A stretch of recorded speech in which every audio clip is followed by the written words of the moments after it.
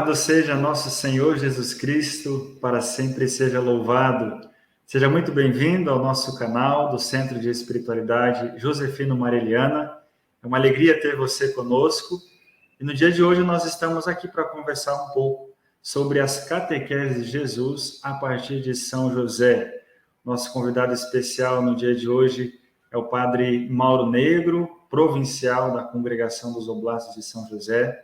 Daqui a pouquinho nós o acolheremos com muita alegria, mas antes disso eu quero pedir a você que se inscreva no nosso canal no YouTube, que você deixe aqui também o seu like, o seu gostei no nosso vídeo, porque isso contribui para um maior alcance daquilo que nós temos para trazer para você e para todos aqueles que nos acompanham. Também pedimos a você que compartilhe este vídeo com as pessoas que você conhece, com o máximo de pessoas que você puder. Siga-nos nas redes sociais, seja no Facebook, seja no Instagram. Vai ser uma alegria ter você conosco e nós temos aqui conteúdos muito preciosos para ajudar você na vivência da sua fé, no conhecimento da devoção a São José e numa aproximação maior da pessoa de Jesus Cristo.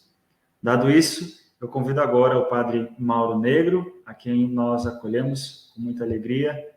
Seja muito bem-vindo, Padre Mauro. Obrigado, Frei Mateus. Obrigado, Centro de Espiritualidade Josefina de Apucarana, que é da Congregação dos Oblatos de São José e que presta uma importante colaboração para a Igreja, tanto para a Igreja do Brasil como para a Igreja de outros países também. É muito bom estar, então, aqui com vocês hoje. Muito bem, Padre. Então, nós deixamos o senhor à vontade para introduzir o tema e dar sequência também no conteúdo que o senhor tem para trazer para nós. Okay. Obrigado pelo seu sim.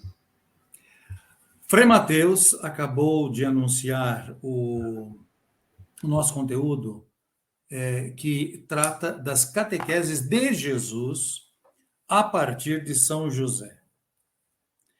E eu quero, então, argumentar com vocês um pouco em 3 momentos, para não ficar muito longo essa apresentação, e lembrar-lhes que esta argumentação, esta proposta, ela está dentro do conceito catequese. Porque na igreja é muito importante que nós entendamos que a catequese não é uma atividade exclusiva da infância. Aliás, é um equívoco dizer que catequese é atividade infantil. Não. Catequese é uma atividade que envolve todo o processo de uma pessoa ao longo da sua vida. Catequese é para criança, sim, é para jovem, é para adulto, é para mulher, é para homem, em situações específicas da vida e durante toda a vida. Eu também me incomoda algumas situações que eu vejo o personagem bíblico deslocado do seu contexto, que é a Bíblia. Então, às vezes, tem pessoas que falam, e eu não estou aqui criticando as pessoas, eu estou apenas dizendo que não acho correto falar, por exemplo, de Maria fora de um contexto bíblico. Quando muito, falemos de um contexto de tradição. Quando a gente começa a cair em personalismos ou em experiências personalizadas, então fulano teve uma experiência mística, espiritual, ciclano teve uma visão. Tá, eu não estou negando a possibilidade disso, absolutamente. Mas eu estou dizendo que isso é muito pessoal. E nós temos que pensar na igreja não apenas como uma realidade pessoal. Você é igreja, eu sou igreja. Sim. Mas nós somos igreja, isto é, comunidade. A comunidade, a igreja, a assembleia, que se volta para Deus e que vai até o Senhor e que o reconhece na fração do pão. De modo que Tudo isso parte da Sagrada Escritura, parte da tradição da igreja que lê a Sagrada Escritura. Então, no caso de São José, eu às vezes ouço algumas explicações de São José deslocadas, ou São José deslocado, da sua própria matriz. A matriz de São José, como a matriz de Maria, a matriz de Jesus, é a Sagrada Escritura, é a Bíblia. Então, falar de Jesus e do seu mistério a partir de São José. E você vai ver que isso é muito evidente, é bastante evidente. Quando a gente vai chegando perto do Natal, vai chegando até nós algumas imagens, alguns argumentos ligados à pessoa de Jesus no mistério do seu nascimento, antes ainda da sua anunciação. Ora, José está ligado diretamente a isto. Então, vamos assim por partes. Primeiro, catequese. Catequese é um ensino. A gente ensina algo quando a gente explica algo. Quando a gente mostra como este algo está relacionado com o seu entorno. A gente dá catequese quando a gente ensina quando a gente explica alguma coisa ou alguém em uma situação. E o que isso diz para nós hoje? Não só o que a gente enxerga no passado. Porque isso seria uma aula de história. Entender aquilo que aconteceu no passado seria uma aula de história. Mas a catequese, ela parte daquilo que aconteceu com alguém e que diz respeito a mim hoje, que interfere no meu modo de viver, no meu modo de ser, enfim, que tem repercussão na minha experiência humana. Então, catequeses de Jesus, a respeito de Jesus, sobre Jesus, mas catequeses que são apresentadas a partir de São José. Porque São José faz parte do mistério da identidade, da própria natureza de Jesus. Então vamos tentar entender um pouco essa dinâmica toda aqui. E antes de falar de catequeses de Jesus a respeito de São José, a gente viu algumas palavras. Então, catequese, a gente entendeu o que ela significa, mas eu preciso também falar de um outro conceito muito importante. O conceito do querigma. Querigma é uma palavra grega, catequese também é uma palavra grega. Catequese é ensino. Querigma é anúncio. Quando você anuncia uma coisa, a gente não anuncia uma coisa assim de modo detalhado. Normalmente nós anunciamos uma coisa no geral. Nós tomemos como exemplo um produto que a gente vê numa propaganda. Aliás, uma propaganda é um anúncio. E é essencial. Então, não se faz uma descrição minuciosa do produto. Por exemplo, eu não me recordo de uma propaganda que anuncia um produto, sei lá, um doce, vamos supor, um doce, e que apresente, que argumente todos os ingredientes e os valores nutricionais que estão envolvidos. E que também anuncie e que proponha o endereço onde aquilo é feito, todo o processo, como aquilo é produzido. Não se faz isso. Porque o anúncio tem por própria identidade, a natureza do anúncio é ser breve, imediato, é ser direto, provocar. A catequese, por sua vez, sendo educação, sendo ensino, ela é mais extensa, ela é mais instigante, ela é exemplificada e exemplificadora. Então, nós encontramos tudo isso na Sagrada Escritura. E tudo isso envolvendo a José, que tem como função, tudo isso envolvendo a José, apresentar o mistério de Jesus. E para a gente ver isso, vamos tomar o Evangelho segundo Mateus. O Evangelho segundo Mateus, no capítulo 1. O capítulo 1 vai ser muito importante para o conjunto de todo o Evangelho. Evangelho de Mateus, capítulo 1. Bom, você deve ter a tua Bíblia em algum canto aí, não é? Então, dá um tempinho para você pegar a sua Bíblia, vai lá, pega a Bíblia, vamos dar uma olhadinha no que no Evangelho de Mateus, capítulo 1, nós encontramos escrito. Bom, eu vou começando aqui, tá? O capítulo 1 do Evangelho segundo Mateus e o capítulo 2, hoje nós vamos ver o 1, mas é o 1 e o 2. O 2 a gente vai ver em outro momento. Esses dois capítulos, eles são muito importantes para a compreensão do mistério de Jesus. Olha que, mais uma vez, eu estou usando a palavra mistério.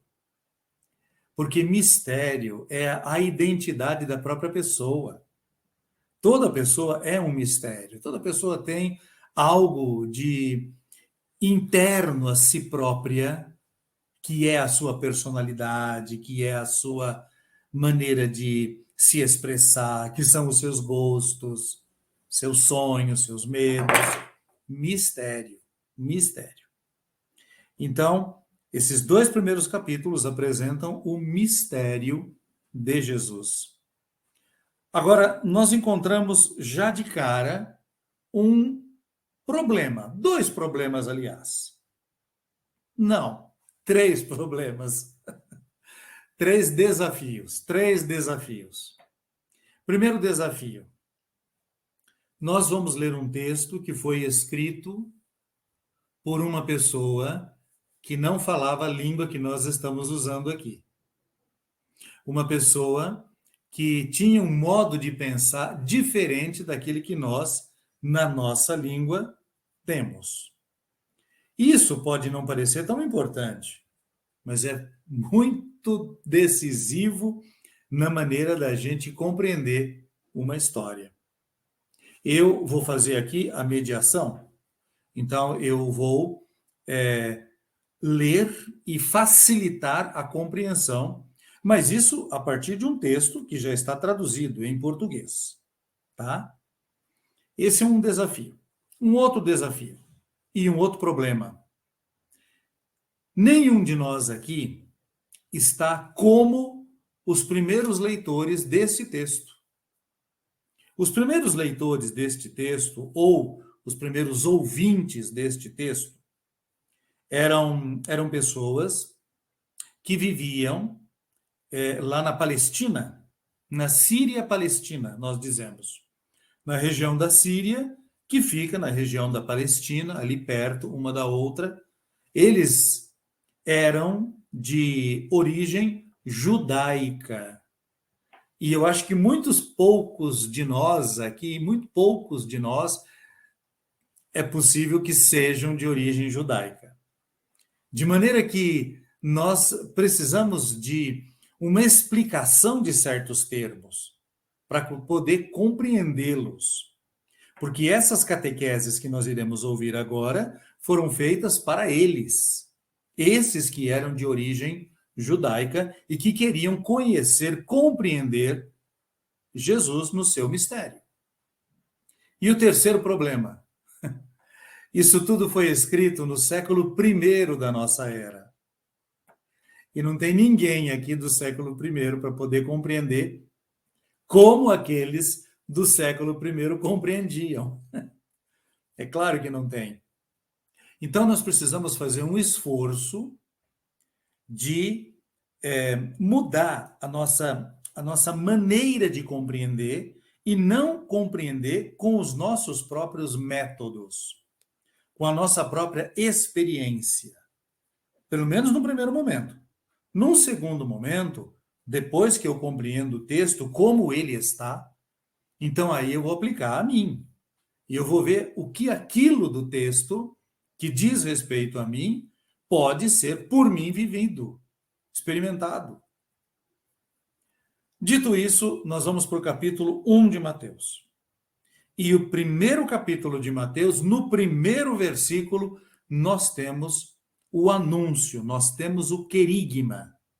Anúncio em português, querigma em grego.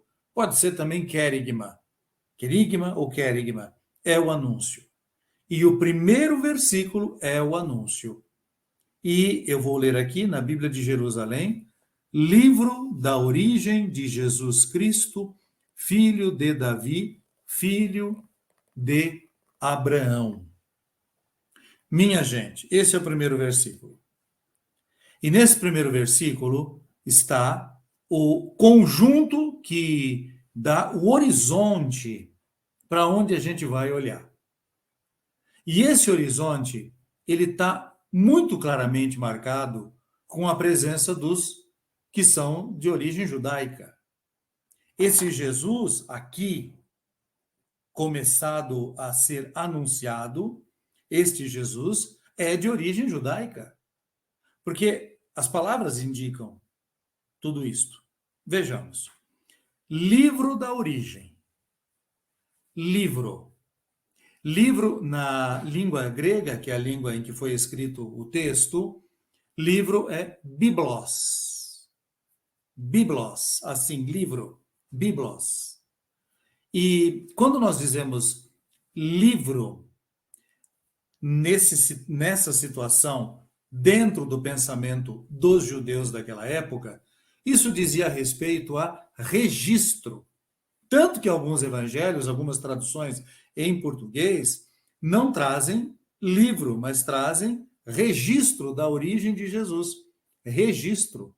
Isto é, uma testemunha escrita de algo que aconteceu, de alguém que aconteceu. Então, livro. Depois, da origem. A palavra origem, ela é muito importante. É assim que é chamada, ou chamado, o primeiro livro que nós temos na Sagrada Escritura, que é Gênesis. Origens em português. A palavra Gênesis, em português, é traduzida por origens. Então, livro da origem, livro da Gênese, de Jesus Cristo, filho de Davi, filho de Abraão. Um longo texto. Jesus é um nome próprio. Tem muitos personagens no Antigo Testamento que se chamaram Jesus. Era um nome até bastante comum, porque é um nome, nós dizemos, teofórico. Teofórico quer dizer que Deus mostra a ação de Deus. Teofórico é isso, que mostra a ação de Deus. Esse é um nome teofórico. E Jesus mostra a ação de Deus declarando que Deus é salvação. Jesus, em hebraico, Yehoshua. Jesus, em hebraico, é Yehoshua, que foi depois adaptado, reduzido para Yeshua. Então, Yeshua, Deus salva. Deus é salvação. Ou Deus salvou, ou Deus salvará. Enfim, tem sempre o nome de Deus e o verbo salvar ou a ação salvação. Então, Deus é salvação, Jesus. Cristo. Cristo em hebraico é Mashiach. Em grego, Christos. Em latim, Christus. Em português, Cristo. E, no fundo, isso quer dizer aquele que é ungido.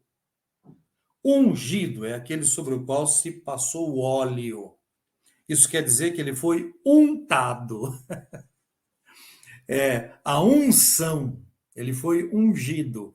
A unção é uma maneira de declarar que aquele personagem, ou que aquele objeto, ou aquele ambiente é importante. Ainda hoje, na Igreja Católica, se utiliza a prática da unção. Então, são ungidos os que são batizados, os que são crismados, são ungidos os que são ordenados presbíteros ou bispos.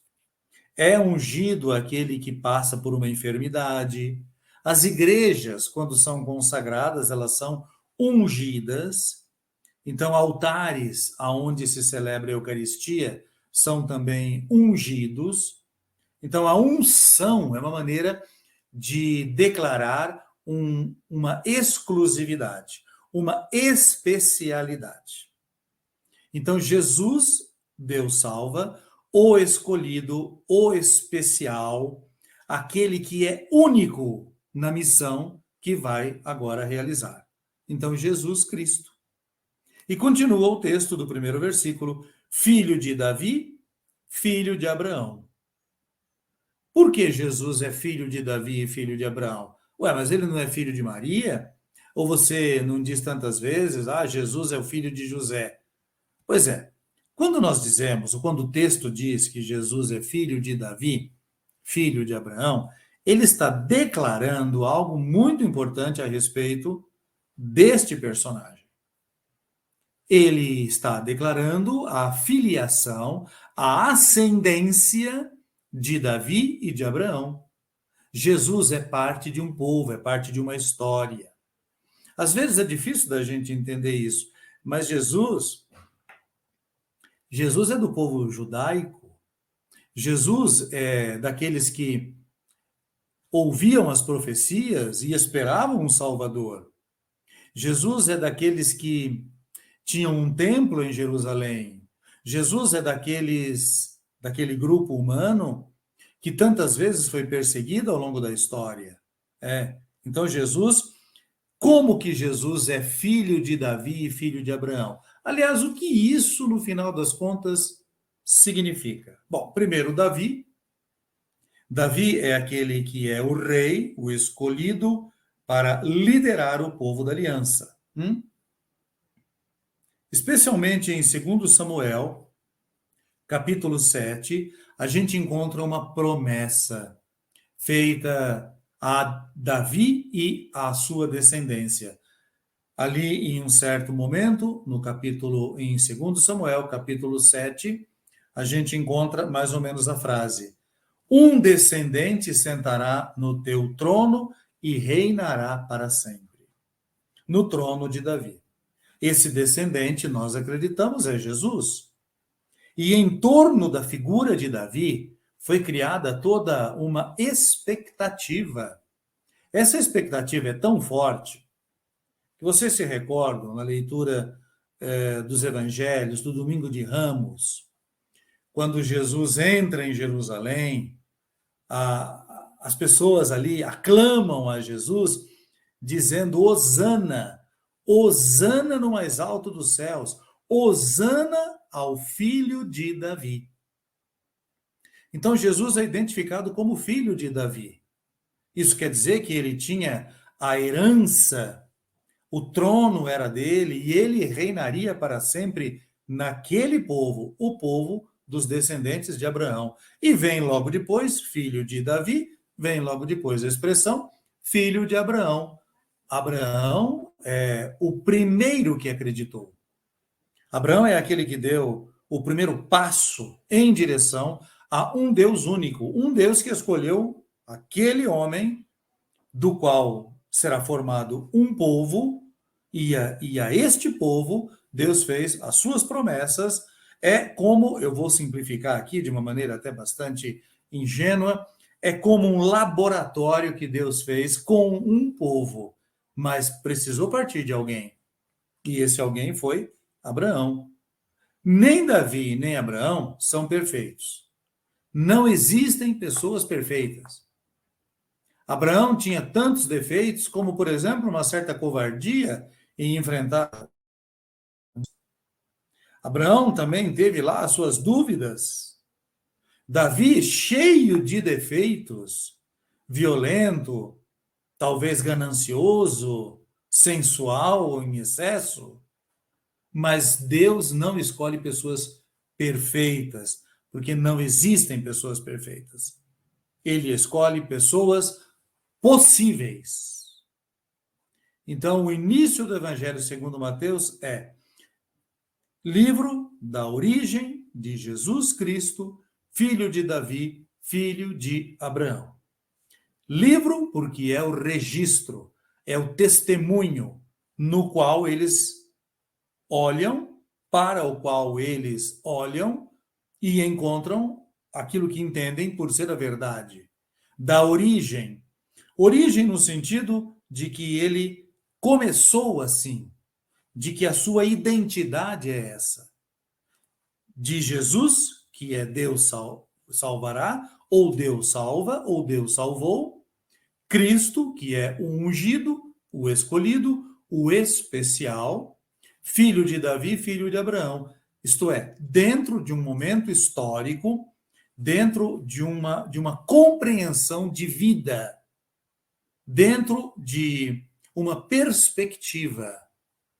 Tudo isso para dizer que Jesus tem uma identidade. E este é o querigma fundamental do Evangelho segundo Mateus. E este é o querigma que agora merece 3 catequeses. 3 catequeses. Todas elas centradas em Jesus. E todas elas tendo como referência José. E é isso que a gente vai ver. Mais alguns minutinhos para eu introduzir esta primeira catequese no capítulo 1. Esta catequese, no capítulo 1 de Mateus, depois do Evangelho, depois do versículo 1, esta catequese começa no versículo 2 e vai até o final do que nós chamamos genealogia, até o versículo 17. Eu não vou ler tudo, mas observem que esta longa genealogia, para algumas pessoas, é até incômodo falar, ler, propor. Porque algumas pessoas não entendem esses nomes. Bom, eu admito, até são um pouco difíceis mesmo de pronunciar, né?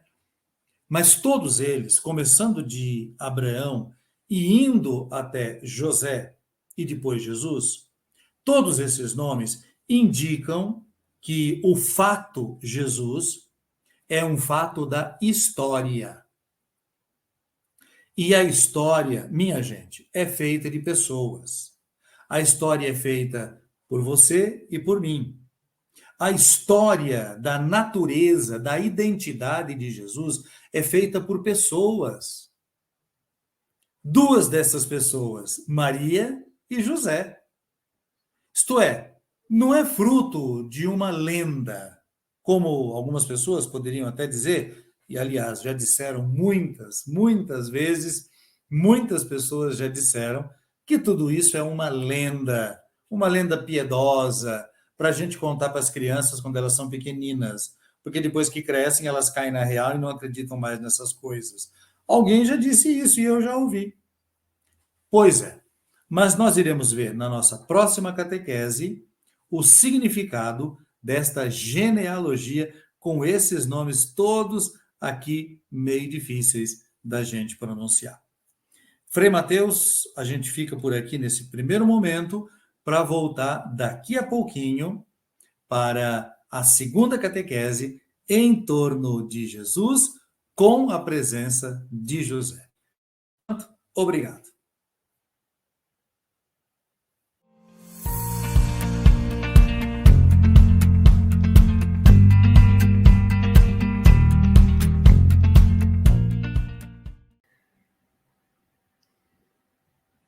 Muito bem, espero que você tenha aproveitado esse primeiro momento de catequese com o querido Padre Mauro.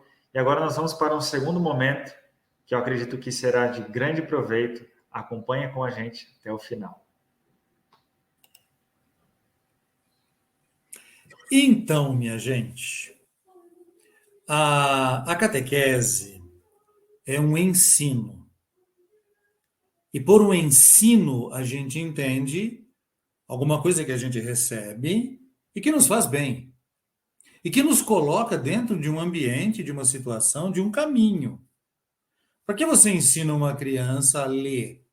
É para ela entender o mundo de escrita que está ao seu redor. Por que você ensina uma pessoa a ir em algum lugar?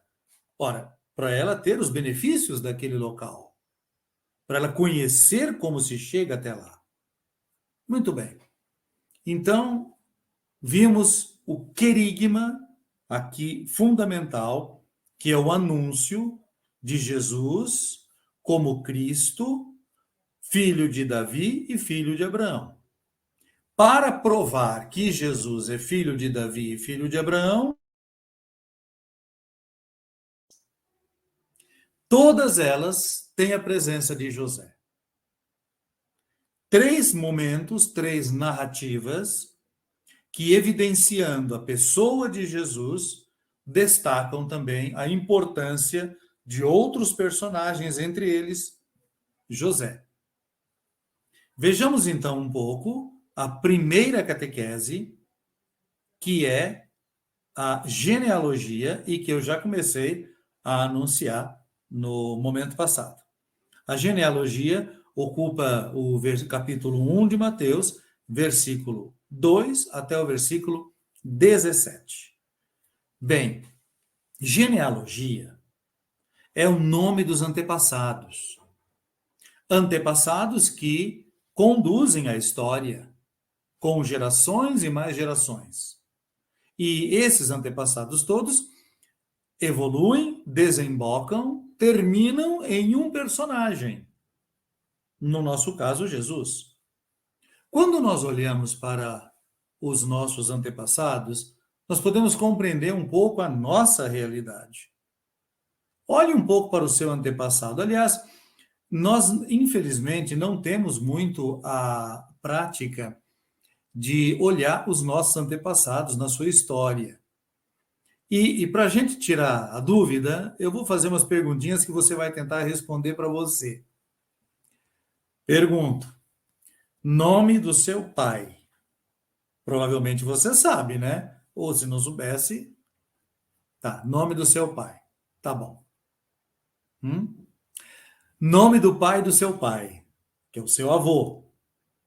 Você sabe? Beleza. Agora vamos dificultar. Nome do pai do seu pai. Seu bisavô. Opa, já tá mais difícil, nem todo mundo sabe, hein? Nome do pai do seu pai. Seu trisavô. Pouca gente sabe. E se a gente fosse mais longe? A gente não dá muita importância para isso, talvez porque nós não fomos levados a essa prática. Mas no texto bíblico nós entendemos que os judeus eram muito ligados a isso. A questão da genealogia é a questão da identidade. Nós estamos vendo aqui uma espécie de carteira de identidade de Jesus. E nessa carteira de identidade de Jesus, nós encontramos os nomes dos seus antepassados, alguns desses nomes. No versículo 2, a gente encontra Abraão. Abraão que gera Isaac, que gerou Jacó, que gerou Judá e seus irmãos. Judá que gerou Farés e Zara de Tamar. Farés que gerou Esroma, Esroma que gerou Arama, Arama que gerou Aminadab, Aminadab que gerou Naasson, Naasson que gerou Salmon, Salmon que gerou Boaz de Raab, Boaz gerou Iobed de Ruth, Iobed gerou Jessé e Jessé gerou o rei Davi. Chegamos no personagem Davi. Ora, Davi é um personagem decisivo. Como Abraão era decisivo no início, Davi também é decisivo agora. Abraão e Davi, 2 personagens que identificam o personagem fundamental, Jesus. Abraão, o pai do povo eleito. Davi, o rei escolhido.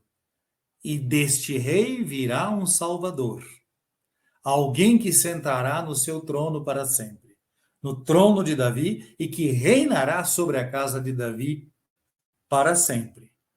Alguém deve estar pensando, quer dizer que Jesus foi anunciado somente para os judeus? Olha, a princípio, essa era a ideia. Mas, felizmente, esta não foi a realidade. O personagem Jesus foi anunciado para outros grupos humanos que puderam também aceitá-lo como nós o aceitamos. Mas voltemos um pouquinho aqui à genealogia. Depois, no versículo 6, na segunda parte do versículo 6, a gente continua com os nomes. Nomes dos antepassados de Jesus. Vou continuar lendo. Davi gerou Salomão, daquela que foi mulher de Urias. Salomão gerou Roboão. Roboão gerou Abias. Abias gerou Asa. Asa gerou Josafá. Josafá gerou Jorão. Jorão gerou Osias. Osias gerou Joatão. Joatão gerou Acás. Acás gerou Ezequias. Ezequias gerou Manassés. Manassés gerou Amon. Amon gerou Josias. Josias gerou Jeconias e seus irmãos por ocasião do exílio na Babilônia. Observem que tem uma interrupção aqui no texto. Pelo menos na Bíblia de Jerusalém, tem um espaço maior entre o versículo 11 e o versículo 12. A mesma coisa tinha um espaço maior entre a primeira parte do versículo 6 e a segunda parte do versículo 6, porque são 3 partes para esta genealogia. Esta segunda parte, ela observa, ela destaca, ela concentra a atenção nos reis de Israel. Reis de Israel e de Judá, reis que vivem de uma maneira nem sempre exemplar. Para ser sincero, quase nunca exemplar. E então você vai dizer, mas como que os antepassados de Jesus podem ter sido pessoas não exemplares? Lembrem-se, amigas e amigos, a Bíblia não é feita por gente perfeita. A Bíblia é feita por gente possível, que aceitam a ação de Deus. E todos são pecadores, porque nós também o somos. E isso significa história. A salvação é oferecida para nós, seres humanos, não para anjos perfeitos, mas para gente imperfeita. É por isso que é salvação. E no versículo 12 nós continuamos. Depois do exílio de Babilônia, Jeconias gerou Salatiel. Salatiel gerou Zorobabel. Zorobabel gerou Abiúde. Abiúde gerou Eliacim. Eliacim gerou Azor. Azor gerou Zadok. Zadok gerou Aquim. Aquim gerou Eliúde. Eliúde gerou Eleazar. Eleazar gerou Matã. Matã gerou Jacó. E, finalmente, Jacó gerou José, o esposo de Maria, da qual nasceu Jesus, chamado o Machia, chamado o Cristo, o especial, o escolhido, o enviado. Amigas, amigos, então, essa sucessão de gerações indicam, como eu já falei aqui algumas vezes, que Jesus está na história. Jesus não é o fruto de uma fantasia, não é como o conto das 1001 noites. Não. Jesus é uma figura histórica que deixa marcas no seu tempo, marcas estas que continuam ao longo do tempo e chegam até nós. E nós estamos aqui falando delas, justamente. Mas observem mais de perto aqui o versículo 17. É muito importante. Portanto, o total das gerações é de Abraão até Davi, 14 gerações. De Davi até o exílio de Babilônia, 14 gerações. E do exílio de Babilônia até Cristo, 14 gerações. Você observa que esse versículo é interessante? Ele fala três coisas.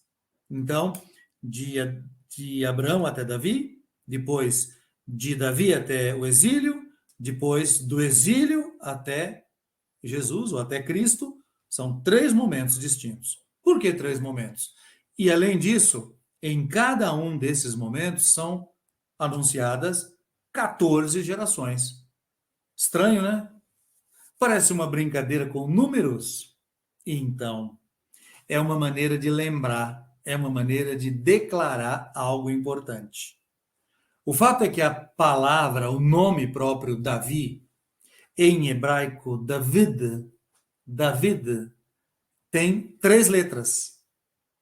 Essas três letras, elas, quando somadas, porque as letras em hebraico são como os números romanos. Você já viu números romanos, né? Números romanos são letras que têm valor numérico. Então, no número romano, a letra X quer dizer o 10. A letra I é o 1, 3, Is é o número 3, a letra V é o número 5, a L é 50, a C é 100, D é 500 e por aí vai. Também na língua hebraica, os números, como também na língua grega, os números eram representados por letras. A soma das três letras que compõem o nome Davi dá 14. Tudo na genealogia de Jesus grita o nome Davi. Porque Davi é o rei, é aquele que devia conduzir o povo, é o pastor de Israel. Essa era a ideia, essa era a esperança. E é assim que Jesus é reconhecido, repito, eu já tinha falado antes, é assim que Jesus é reconhecido quando entra em Jerusalém. O filho de Davi, o rei, o Messias. E tudo isso acontece por causa do personagem José. Porque José é a ponte que liga Jesus a tudo isso que vem. E o que vem é a sua história, é a sua presença, é o seu mistério. E isso a gente vai ver na segunda catequese. Essa foi a primeira catequese. Ainda não aparece muito claramente o personagem José, mas na segunda catequese ele aparecerá de modo decisivo. Eu disse que ele não aparece muito claramente, o personagem José, nesta primeira catequese, mas não é bem assim, não. No versículo 16, Jacó gerou José, o esposo de Maria. Observem. José é o esposo de Maria.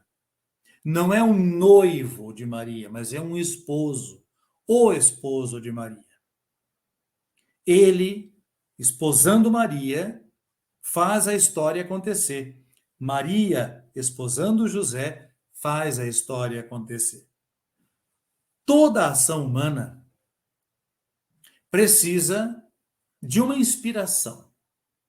Porque uma ação que não vem pela inspiração, ou vem pela reação, normalmente passional, ou de defesa, ou então ela vem por uma teimosia. A inspiração é totalmente contrário à teimosia. E também é muito contrária a uma reação natural, de espanto ou de defesa. A inspiração que leva mulheres e homens a ultrapassar a si mesmos é algo extraordinário e que diz respeito a nós, ao nosso modo de ser, imagem e semelhança de Deus. José entra na história como aquele que liga Jesus às mais antigas e originais fontes do povo da aliança. Isso é uma coisa que nós não pensamos muito. Na realidade, eu noto que Nós estamos tão distantes da natureza histórica de Jesus, que foi judeu do século I da nossa era, que esteve num certo local geográfico que se chamava Judéia e andou por aquela região, que tinha práticas, que tinha um modo de ver o mundo, que tinha um modo de falar, de se comportar. Às vezes, em pequenas janelas, como filmes que nós vemos, nós nos encantamos com certos modos, jeitos, expressões ou identidades visuais de personagens da antiguidade. Muitas vezes aquilo é meio caricato, então eu não levaria tanto a sério aquilo que a gente vê em filmes e novelas. Mas certamente tudo isso era um pouco diferente de nós, para não dizer até bastante. Isso quer dizer que entre aquele momento e nós houve uma mudança. E isso é história. E José está na história, porque ele é o esposo de Maria e é dela que nascerá o Salvador, o Cristo. Essa foi a primeira catequese. Agora a segunda catequese. E para essa segunda catequese nós vamos fazer um intervalinho e nós vamos ver essa segunda catequese em toda a sua importância, com a presença do personagem José de modo decisivo e intenso. Daqui a pouco a gente volta.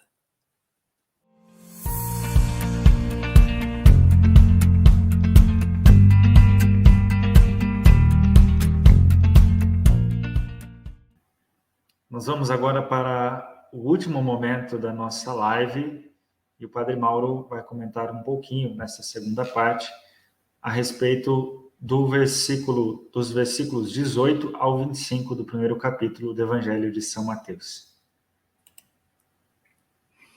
Então, o Mateus acabou de anunciar o Evangelho segundo Mateus e a gente vai observar agora a segunda catequese em torno da pessoa de Jesus. E nesta catequese, o personagem José tem uma importância decisiva. Na primeira catequese, nós vimos o personagem José já apresentado, já argumentado. Ele é o esposo de Maria e ele é o herdeiro de todas aquelas gerações que vieram antes. Agora, José entra de um modo decisivo. Pode ser que vocês, alguns de vocês, já tenham me ouvido dizer, falar, explicar algo a respeito desta catequese. Pois é. Perdão se eu vou repetir algumas coisas que você já ouviu, mas, sinceramente, eu acredito que aprendizado, que ensino, acontece com repetição. Então, vamos repetir. No versículo 18, eu vou ler e explicar, tá bem? A origem de Jesus Cristo foi assim. Por que essa introdução, a origem de Jesus Cristo? Explico. Para as mulheres e homens que ouviram esse texto pela primeira vez, lá na Síria Palestina, no primeiro século da nossa era, para elas, para eles, não estava claro como que Jesus tinha entrado na história. Para nós está mais ou menos claro, né? Porque nem todo mundo ainda entende. Mas para eles não estava claro. O autor do Evangelho, Mateus, tenta explicar como isso aconteceu. Então, a origem de Jesus Cristo foi assim. Como foi? Ele continua. Maria, sua mãe, e é interessante que Mateus fala como se todo mundo já entendesse, já conhecesse. Maria, sua mãe. Então, eles devem conhecer esse personagem. Eles devem ter tido algum contato com Maria no passado. Maria, sua mãe, estava comprometida em casamento com José. Talvez esse José não fosse de todo desconhecido deles. Creio, sinceramente, que não, que José era muito conhecido. E por conta disso, ele é citado como parte da história que agora está sendo apresentada. Então, Maria, sua mãe, comprometida em casamento com José. Antes que coabitassem, achou-se grávida pelo Espírito Santo. Bom, antes que coabitassem, parece que havia um tempo em que os casais, mesmo já com o matrimônio contraído, não coabitavam por algum motivo.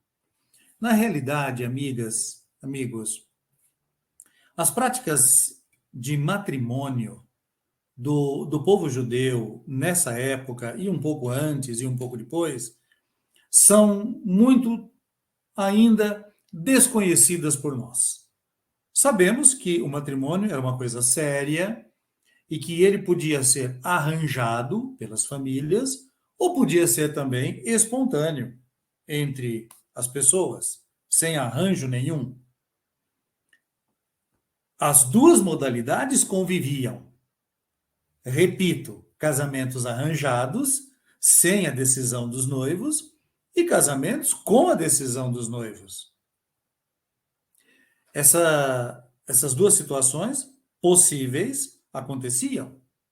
Aqui não está claro se é uma ou se é outra, mas sabemos que estavam já comprometidos em casamento. E antes de coabitarem, Maria achou-se grávida pelo Espírito Santo. Como foi isso? Eu não sei. Eu não sei e ninguém sabe. E o máximo que a gente vai conseguir, pensando sobre isso, é uma especulação. Porque essa é uma experiência pessoal. Essa é uma experiência mística pessoal de Maria. Para saber como foi, seria necessário perguntar a ela ou ao Espírito Santo. Dito isto, nós não deveríamos ficar querendo saber detalhes de como foi ou deixou de ser, porque isso não nos compete. Tem coisas que não são muito pessoais. Tem coisas, gostos, sentimentos, impressões, ideias, que nós carregamos como parte da nossa própria identidade.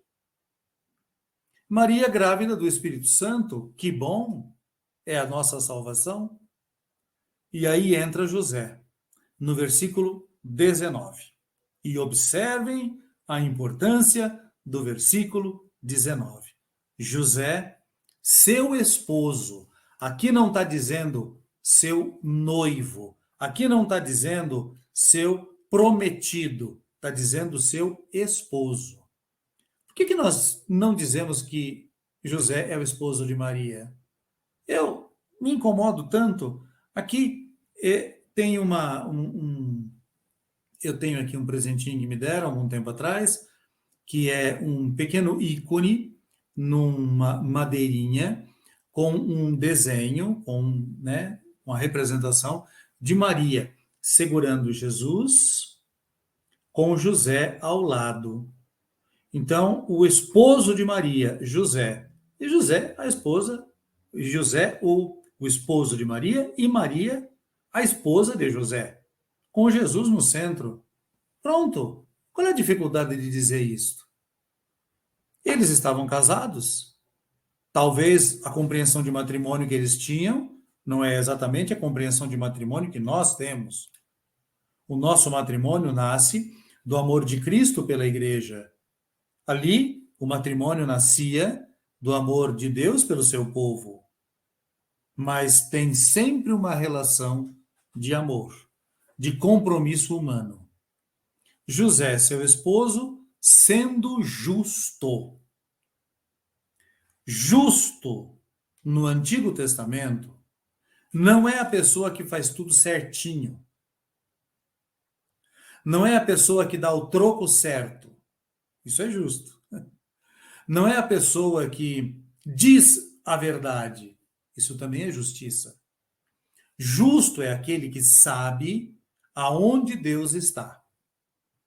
Justo é aquele que se comporta de maneira digna perante Deus. Justo é aquele, e isso é importante para nós aqui, neste contexto, dá espaço para Deus. Repito, justo é aquele que dá espaço para Deus. José sendo justo. Exemplos de justiça no Antigo Testamento, somente alguns. Um exemplo de justiça. A mulher chamada Tamar. Tamar era a esposa de um dos filhos de Judá, que é um dos antepassados de Jesus. E essa própria Tamar é citada na genealogia que nós acabamos de ver como primeira catequese. Essa Tamar, casada com um dos filhos de Jacó, de Judá, ela enviuvou-se. O marido faleceu e não deixou descendentes. A prática naquela época era que a viúva tomasse por esposo o irmão do seu falecido marido. Note que aqui não tem nada de amor e decisão pessoal, né? Aqui tem uma obrigação familiar, uma obrigação legal. Era assim que eles faziam. Então, a mulher deveria tomar, e Tamar tomou o outro irmão de seu marido, para poder ter com ele filhos, e o primeiro filho seria não deste, mas seria daquele que morreu. Era assim que se fazia. Ocorre que esse rapaz também vem a falecer. E aí ela retorna até Judá para pedir mais um filho, pois Judá tinha 3, já tinha morrido 2. E o Judá não gosta muito da ideia, não. Ele deve pensar assim: essa mulher já matou 2 dos meus filhos. Se eu der o terceiro, esse também vai morrer. Então, o que ele faz? Ele mente para Tamar. Ele diz: menina, esse garoto ainda é muito jovem. Ó, volta daqui a alguns anos que ele vai ter crescidinho, ele já vai estar crescido. E aí, então, você poderá tomá-lo como esposo para cumprir a sua tarefa de dar uma descendência para o primeiro dos seus maridos. Tamar aceita aquilo que Judá, seu sogro, lhe disse, lhe propõe, e fica alguns anos distante dessa situação. Até que chega a ela a notícia de que aquele garotinho já cresceu e, na realidade, Judá não quer dar a Tamar a seu filho para que ela pudesse se casar, com medo de que ele morresse. Judá tem medo. Então Tamar lança a mão de um recurso que para nós pode parecer absurdo, mas que o texto bíblico valoriza muito. Tamar se disfarça de prostituta e se oferece a Judá, que aceita os seus favores. E ela, Tamar, deixa a Judá satisfeito e toma dele alguns objetos, um cordão e uma outra coisa. Quando Judá vê, ele foi privado daqueles objetos de menor valor. E ele fica satisfeito e gosta até da prostituta. Dentro de algumas semanas, ela é anunciada como grávida. E aí chega a ele a notícia de que a sua nora, que deveria casar com o seu terceiro filho, está grávida. Ele não sabia, ela tinha se disfarçado. E quando ele sabe disso, ele ameaça a jovem de ser punida severamente. E ela manda a ele os sinais que ela tinha tomado dele. E quando ele recebe estes sinais, olha, estes objetos são do homem que é pai do meu filho. E ele os reconhece como seu. Então ele diz: ela foi mais justa do que eu. Para nós isso é difícil de entender, né? Onde está a justiça de Tamar? A justiça de Tamar está em fazer a lei acontecer. Que o seu marido, o seu primeiro marido, tivesse uma descendência, mesmo que fosse do próprio sogro dela, mas que ele tivesse uma descendência. Ela honrou um compromisso com a memória do seu primeiro marido.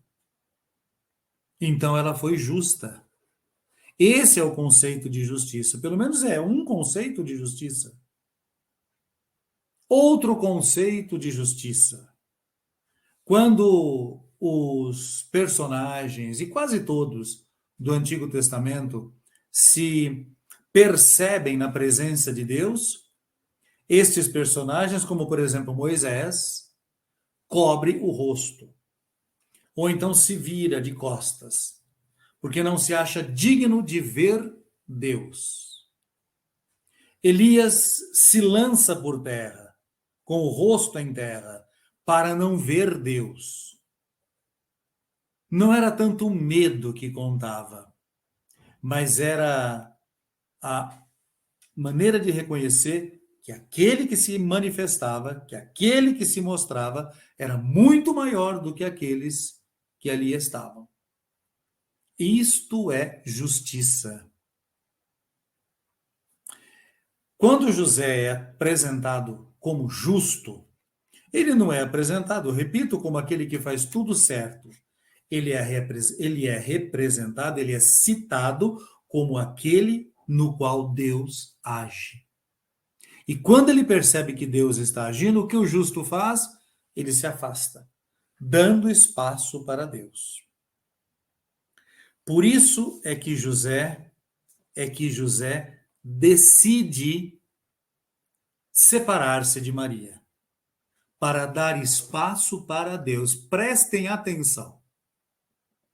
Eu vou ler o versículo 19. José, seu esposo, sendo justo. Esse é o primeiro elemento. José, sendo justo, e continua o texto, e não querendo denunciá-la publicamente, pois ele tinha que denunciar publicamente uma esposa grávida, que não era de um filho seu, ele tinha que declarar.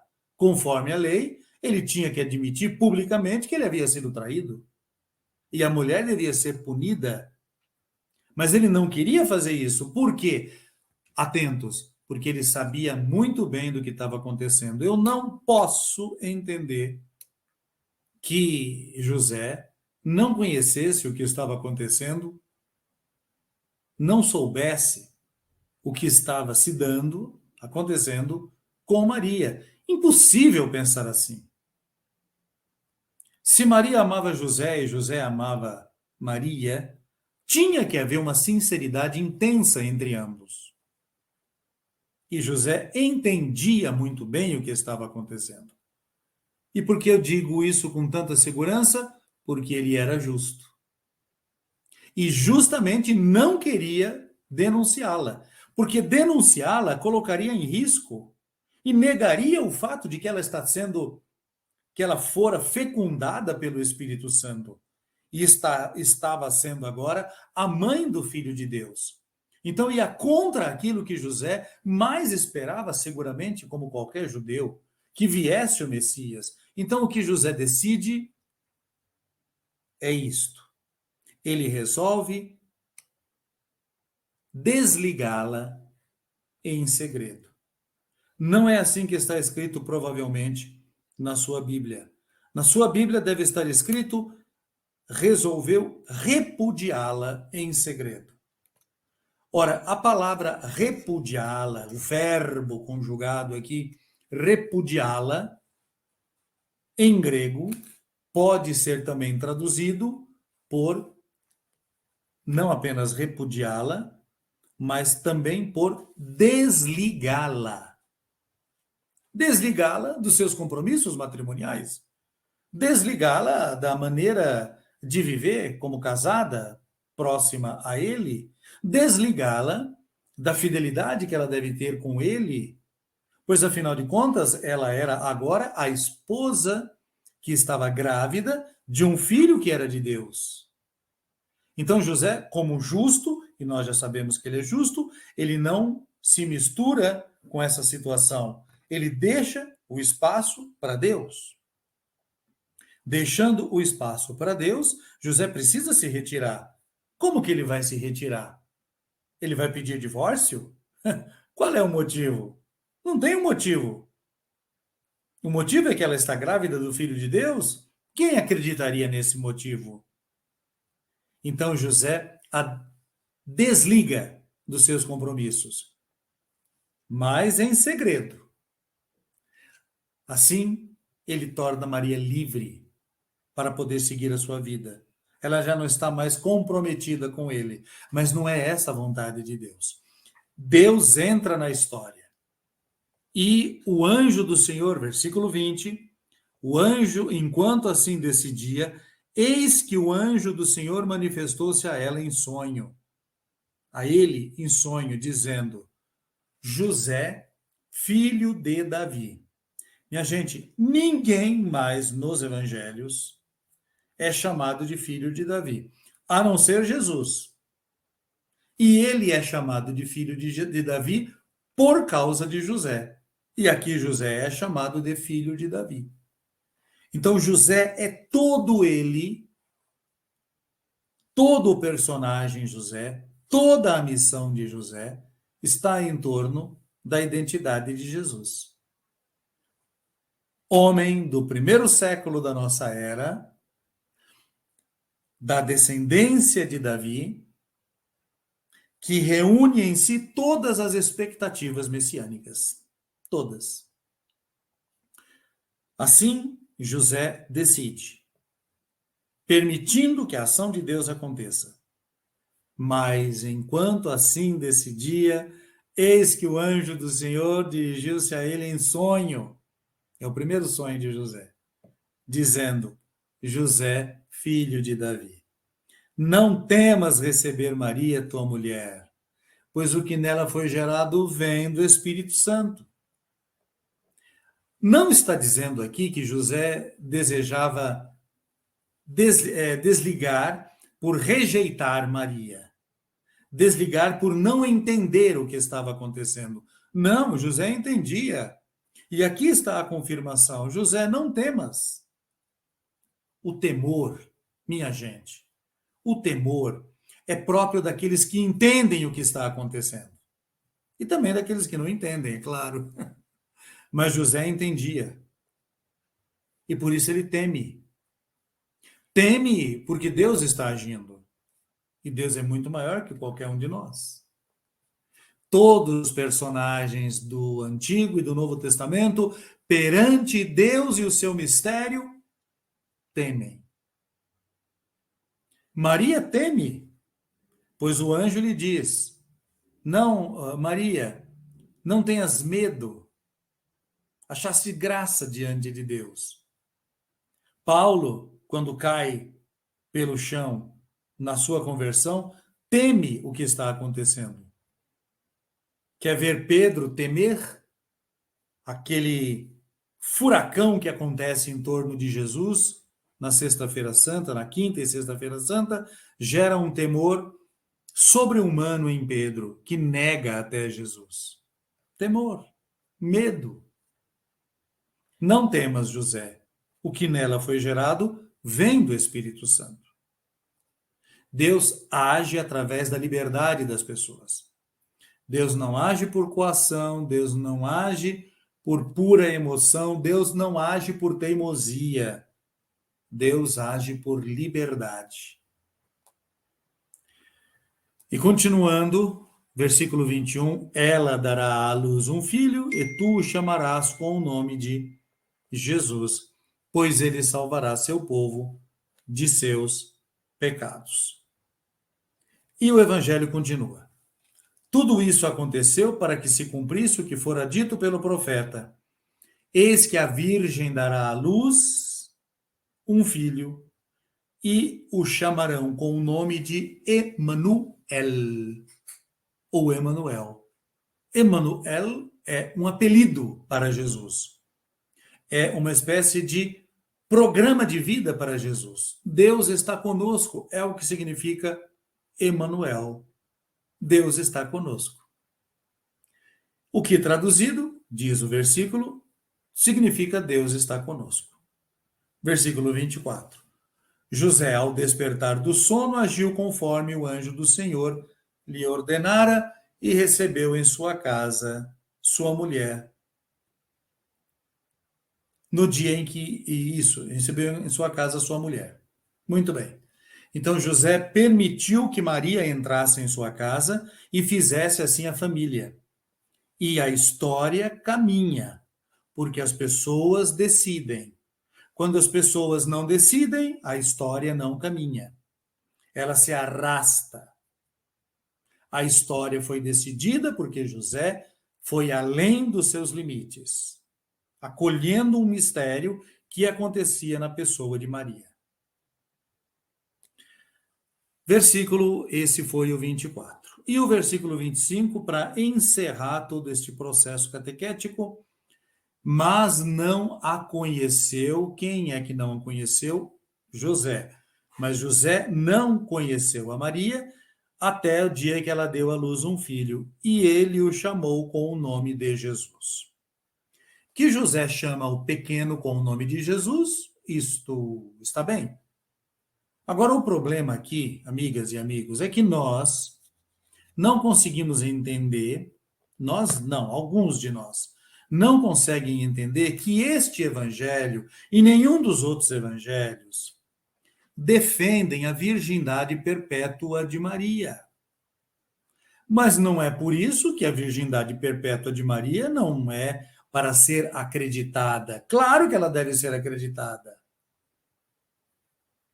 Mas o que se fala aqui é que José não conheceu, conhecer no sentido de ter ligações íntimas, relações íntimas, não a conheceu, não conheceu a Maria até o dia em que ela deu à luz um filho. E depois? Esse até restringe o tempo num ponto. O tempo, momento, o dia em que ela deu à luz um filho. Então alguém vai perguntar, bom, não a conheceu antes, mas e depois? Não pode ter conhecido? Não pode ter tido relacionamento sexual? Bom, o texto não deixa isso claro. Primeiro que ele não afirma que houve filhos posteriores de José com Maria. Não afirma, em nenhum momento. Simplesmente se afirma que aquele é o primogênito. Só. Mesmo que não tenha outros, aquele será sempre o primeiro. Porque quando nasce o primogênito, ele será sempre o primeiro, havendo outros ou não. Cuidado para não fazer o evangelho dizer aquilo que ele não tinha ideia de dizer. O que o evangelho tinha era o desejo de demonstrar, isso sim, que o personagem Jesus tem ao seu lado pessoas que fazem a história acontecer. Isso é catequese. E esta catequese, que diz respeito a Jesus, que é o Emanuel, o Filho da Virgem, esta catequese é sustentada pelo personagem José. Foi a segunda catequese que nós vimos. No próximo encontro, nós iremos ver a terceira catequese, que pode ser também interpretada como muitas outras catequeses.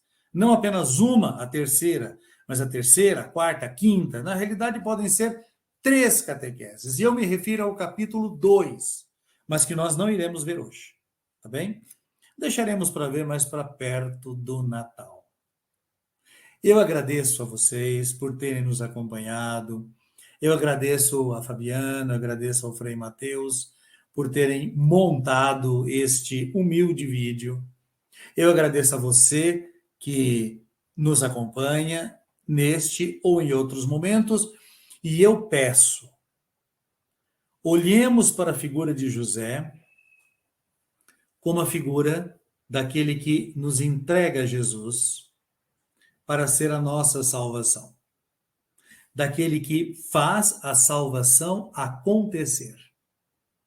Daquele que permite que Deus haja na sua esposa, nele próprio e nos que estão ao seu redor.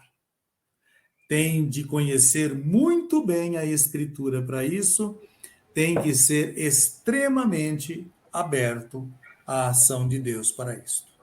Ora, este é o nosso José. Fabiana, Frei Mateus, muito obrigado da colaboração de vocês no dia de hoje. Eu sou o Padre Mauro, dos Oblatos de São José, do Centro de Espiritualidade Josefina de Apucarana, e nós vimos hoje Catequeses de Jesus com a presença de São José. Obrigado a todos. Muito obrigado, Padre Mauro, pela sua participação. Eu tenho certeza que será de um grande proveito para todos nós. E reafirmo aqui, se inscrevam no nosso canal, curtam este vídeo, também deixe aqui o seu comentário. Se porventura você tiver também alguma dúvida, pode escrever aqui nos comentários que nós tentaremos responder, tá bom? Deus abençoe você, pela intercessão de São José e de Nossa Senhora. Obrigado por ter estado conosco. Até a próxima.